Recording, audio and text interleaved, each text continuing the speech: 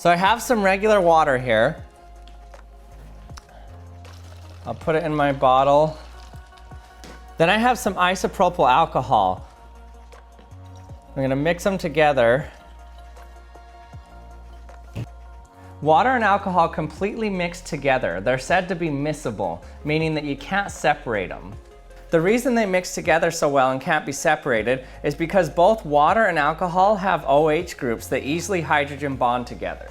So they don't care whether they're bonded with water or alcohol, they'll just mix together like normal. So there's no longer two separate liquids here, it's one liquid, a water-alcohol mixture.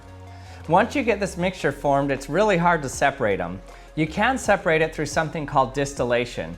Distillation is when you heat up the liquid, and because alcohol boils a little bit easier than water, the vapor that comes off of this liquid will be a little bit more rich in the alcohol. But there's an easier way to separate alcohol and water. You can just add some salt. In order for this to work, you need a lot of salt. You have to add around 28 grams per 125 milliliters of water. I'm gonna shake it up. Keep shaking it. What's really weird is as you're shaking this, you'll notice that it's really bubbly and frothy, and then all of a sudden it will turn to just kind of one liquid. It's almost instantaneous. You'll feel it change in your hand. It no longer has bubbles in it, and it suddenly just becomes a liquid, and the bubbles don't really form anymore. That's when you know you've dissolved enough salt in it, and it will become kind of this cloudy mixture. You'll see that it's not filled with as much foam now. Now we know we've reached the state we want. Now if you look closely, you can watch the two layers separate.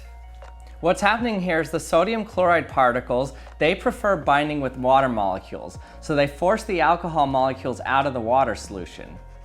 So this makes two layers form, alcohol on top and a more dense water and salt layer on the bottom.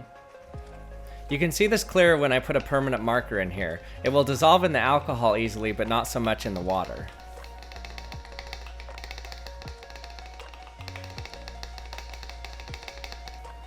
You can see how they separate now.